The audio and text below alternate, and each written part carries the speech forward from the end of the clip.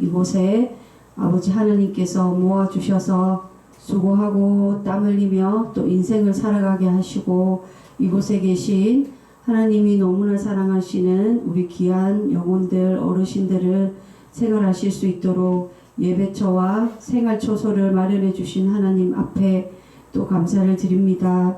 하나님 너무나 소중하지만 너무나 가까이에 있으면 저희들이 그 귀함을 모르고 감사함을 모르고 당연한 것으로 지나칠 때가 많지만 또 이 예배 시간에 하나님 앞에 항상 기뻐하라, 쉬지 말고 기도하라, 모든 일에 감사하라 라는 하나님 말씀에 순종하여서 저희들 감사 가운데 하나님께 감사를 고백하신 하나님 감사를 드립니다. 하나님 이 시간 아버지 하나님께서 허락하신 이 일터 위에 저희들의 분주한 마음을 내려놓기를 원합니다. 또 하나님 기뻐하지 아니하는 마음들 또 영혼을 바라보지 못하고 아버지 내 앞에 닥친 일들만 생각하며 또 하나님께서 기뻐하지 아니하는 마음들을 품었던 그러한 아버지 우리의 배설물보다 더러운 마음들을 하나님 앞에 회개하며 고백하며 나아갑니다. 하나님 정결케 하여 주시옵소서. 거룩한 예배가 되게 하여 주시옵소서. 우리의 신령과 진정으로 드리는 정결하고 거룩한 예배가 되게 하여 주시옵소서. 예배다운 예배가 되게 하여 주시옵소서. 하나님께서 홀로 영광받아 주시옵소서. 이 시간 말씀을 들고 다니엘 유충열 목사님 서셨습니다. 은혜의 말씀 하나님의 음성이 들리는 강한 성령의 말씀이 선포되게 하여 주시옵소서. 날마다 유충열 목사님의 영육간의 강건함을 지켜주시고 또한 삶이 예배가 되어서 또 이 사역을 감당하며 나아갈 때에 선한 목자의 사명을 감당키에 부족함이 없도록 영육간의 강건함과 성령의 지혜를 날마다 더하여 주시옵소서. 가정의 평안을 지켜주셔서 사역하기에 부족함이 없게 하여 주시고 선물로 주신 새 자녀들 하나님의 일꾼으로 하나님께서 잘 길러 주시옵소서. 또한 우리 선생님들과 어르신들 믿는 영혼들 믿지 아니하는 영혼들 또 실습 오신 선생님들 복무요원들 이 자리에 모여서 기적과 같이 예배를 드립니다. 들을 귀 있는 자 들리게 하여 주시고 깨달을 자 깨닫게 하여 주시옵소서. 하나님께 모든 것 맡기며 예수 그리스도의 이름으로 기도드립니다. 아멘.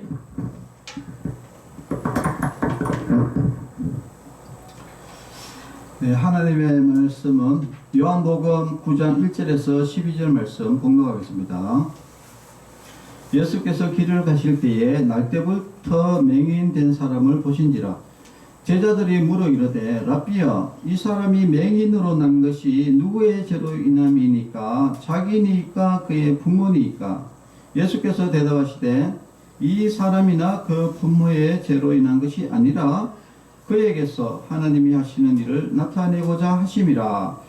때가 아직 낮음에 나를 보내시니 이를 우리가 하여야 하리라. 밤이 오리니 그때는 아무도 일할 수 없느니라. 내가 세상에 있는 동안에는 세상의 빛이로라. 이 말씀을 하시고 땅에 침을 뱉어 진흙을 이겨 그의 눈에 바르시고 이르시되 실로암 못에 가서 씻으라 하시니 실로암은 번역하면 보냄을 받았다는 뜻이라.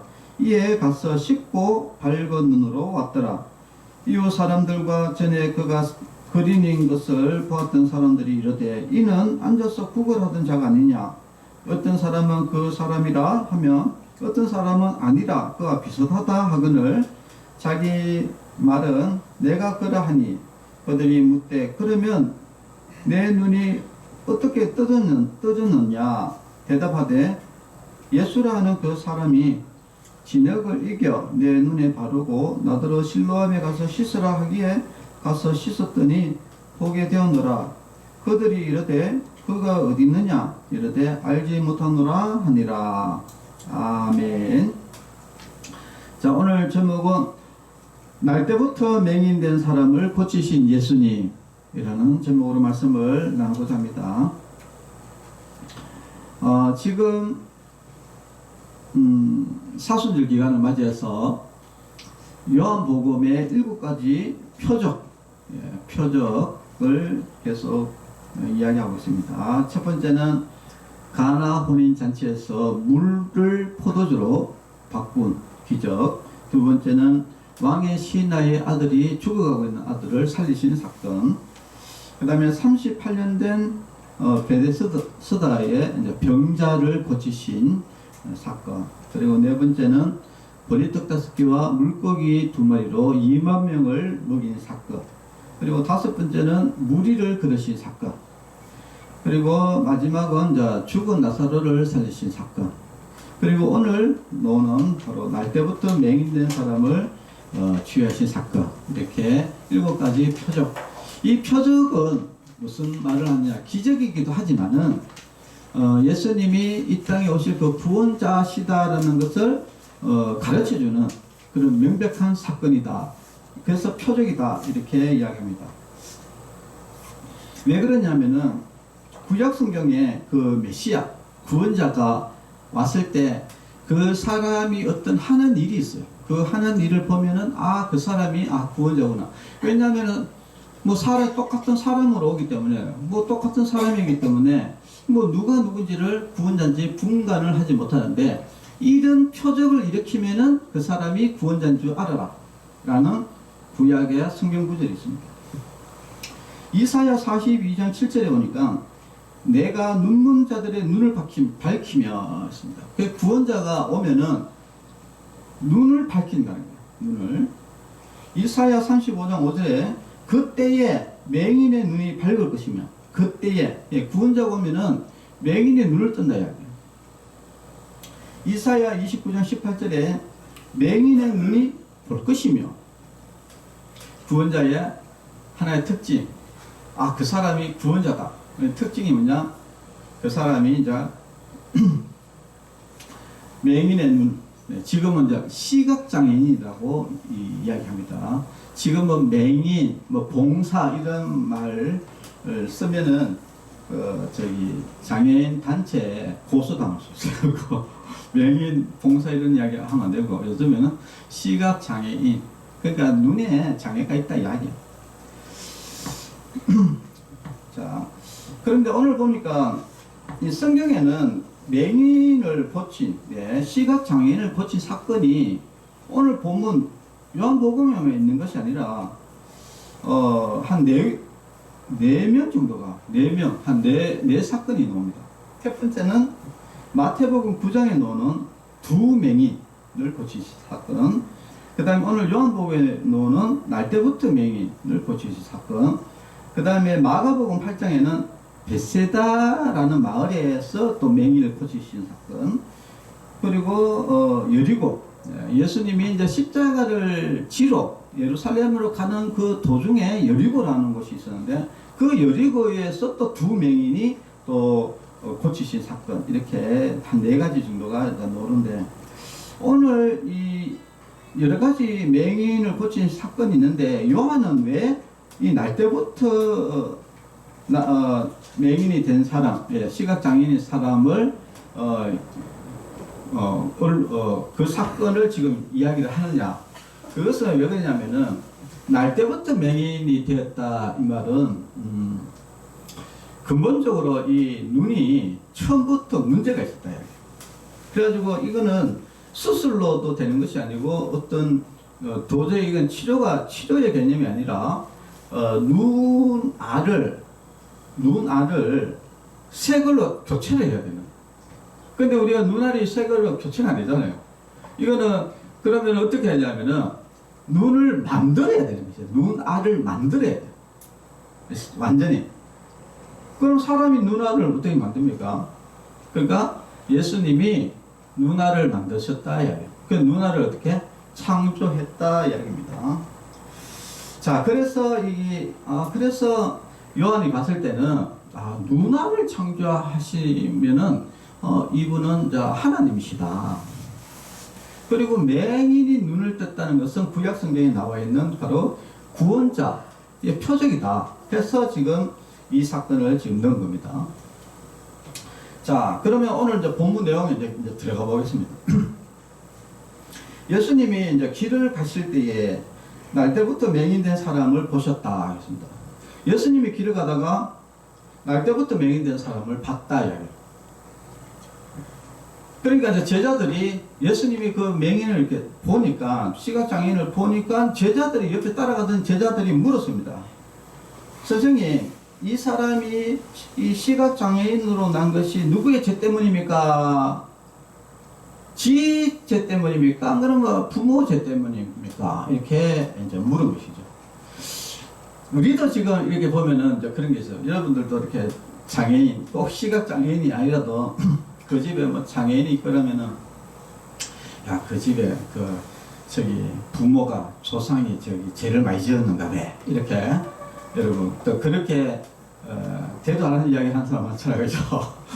근데 이때도 이렇게 대도 안 하는 이야기를 하는 사람들이 많았단 말이에요, 그때.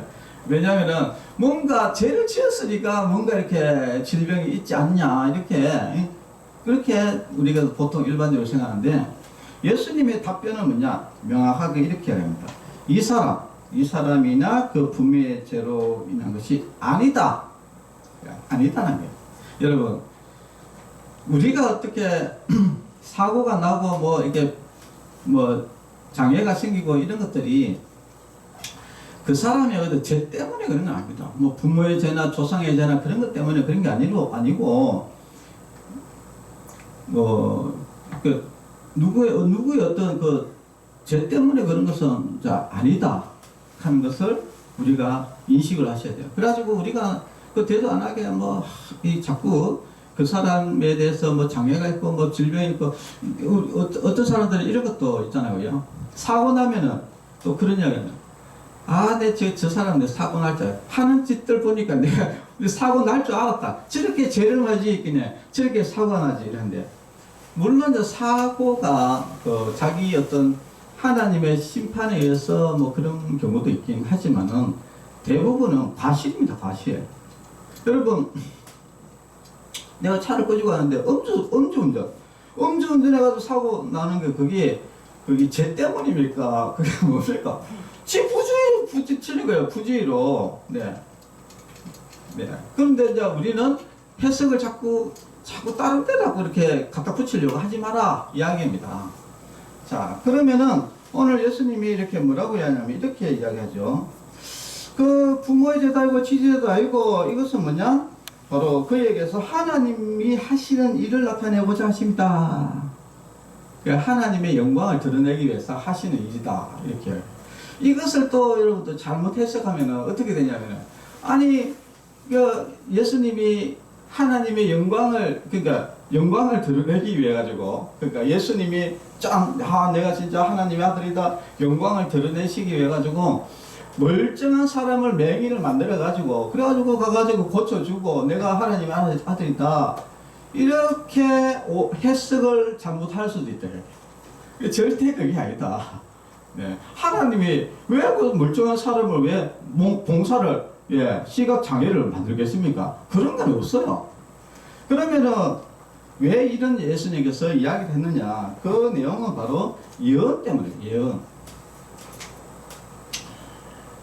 원래 그 시각장애인은 장애를 안고 태어났어요. 예수님이 장애를 만든 게 아니고, 그 장애로 태어났는데, 여기에 뭐가 있습니까?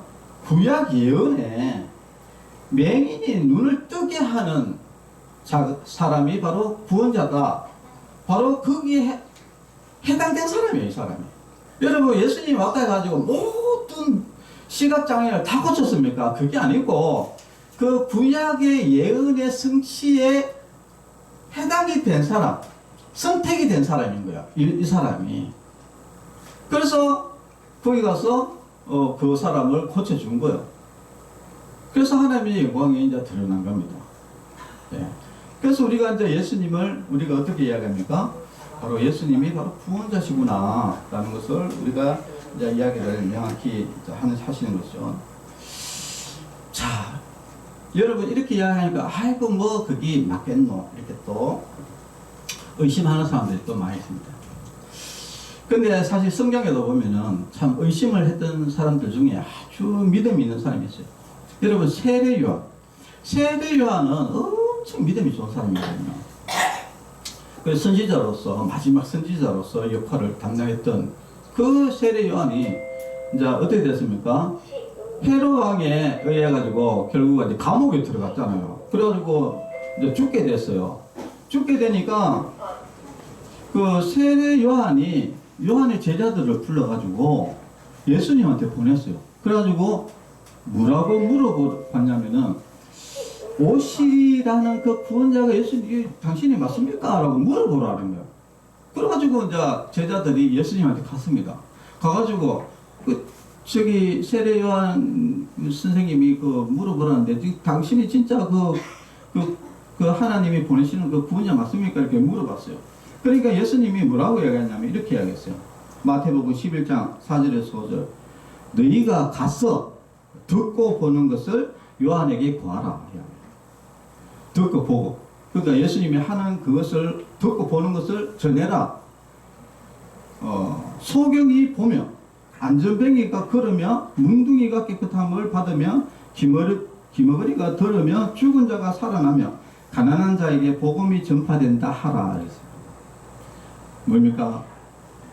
이 죽은 사람이 살아나고 소경이 일어나고 안전뱅이가 걷고 문둥이가 깨끗함을 받고 청각장애인이 듣고 하는 이런 놀라운 역사들이 기적들이 막 일어나는데 이런 일들이 일어나는 이런 일을 하는 사람은 누구라고? 바로 구원자 예수님이다. 구원자다. 하나님이 보내시라 하는 그 하나님 바로 구원자다 라는 것을 전해라 이야기입니다. 자, 그래서 우리가 이 요한복음 오늘 날 때부터 맹인된 사람을 통해서 예수님은 바로 우리의 구원자시구나 라는 것을 우리가 일단 명확하게 아셔야 되고, 그리고 이 기적들이 사실이라는 것을 여러분 아셔야 됩니다. 그래서 이 성경에 보면은 요한이 쓸데없이 거짓말하겠어요. 요한이 누굽니까? 예수님 제자입니까? 예수님의 제자들은 그냥 보고 그대로 그 사실을 적은 거예요. 그리고 거기에 보면은 여러 사람들이 노는데 그 사람들도 하나같이 어떻게 이야기합니까? 진짜 저 사람이 저거 거지 아니냐? 근데 저 사람이 어떻게 해가지고 지금 눈을 뜨냐? 그래서 사람들이 수근수근 걷고 수많은 사람들이 그 광경을 목격하고 진짜 의심을 품고 도대체 누가 그렇게 낫긴 나았냐? 그러니까 그 사람이 뭐라고 이야기합니까? 예수라는 사람이 나를 낫겠다. 이렇게 지금 자기가 이야기하잖아요. 그렇죠? 자, 그래서 우리가 알 수 있는 것은 모든 것이 예수님은 바로 그 구원자시다 하는 것을 우리가 꼭 아셔야 되겠고요. 그리고 또 예수님은 창조주시다라는 것을 또 드러낸 사건이 있는데, 그건 뭐냐면은 보통은 일반적으로 예수님이 어떤 누군가를 고칠 때는 그냥 말로 고쳐요. 왕의 신하를 어떻게 고쳤습니까? 왕의 신하를 고칠 때 네 아들이 낫다 이렇게 이야기했죠. 뭐 가가지고 손 얹고 안수기도 안 했어요. 네 아들이 낫다 이렇게 이야기하니까 그 가봐라 이러니까 그래도 한번 좀 와가지고 손 얹고 기도 좀 해주셔야지 하니까 아들이 낫다 이렇게. 그래서 그 말을 믿고 가는데 중간에 벌써 아들이 낫다 파인이 와가지고 낫다고 했지 않습니까? 근데 오늘은 좀 특이하게 예수님이 침을 뱉어가지고 흙을 이겨가지고 눈을 바르는 조금 특이한 행동을 이제 하시는 것이죠. 이 행동이 어떤 의미가 있느냐? 하나님이 사람을 만들 때에 조금 특이하겠죠. 물론 동물이나 이런 것들은 전부 다 말로 만들었어요. 그런데 특이하게 사람만 흙으로 만들었습니다. 근데 지금 여기 뭡니까? 왜 예수님이 그 침을 뱉다가 흙을 묻혀가지고 눈에 발라내냐? 이유가 있는 것이죠. 사람은 하나님이 흙으로 빚어서 만들었기 때문에 지금 뭐를 만들어야 되죠? 눈알을 만들어야 되잖아요. 그러니까 눈 안에 흙을 붙인 거예요, 이렇게. 그래서 눈을 창조하신 거예요. 그게 바로 날 때부터 맹인된 이 시각장애인을 고치는 이 방법이 하나님이 그 사람을 창조할 때의 모습과 똑같다 이야기. 여러분, 사람을 창조하는 거나 누구나를 창조하는 거나 똑같아요. 그래서 예수님이 이것을 보여주신 거예요. 그래서 예수님은 결국은 뭐다? 예수님은 창조주 하나님이시다. 여러분, 예수님이 사람을 창조하신 바로 창조주 하나님이시다 하는 것을 이 사건을 통해서 보여주는 겁니다. 여러분, 눈알 만드는 사람 봤어요?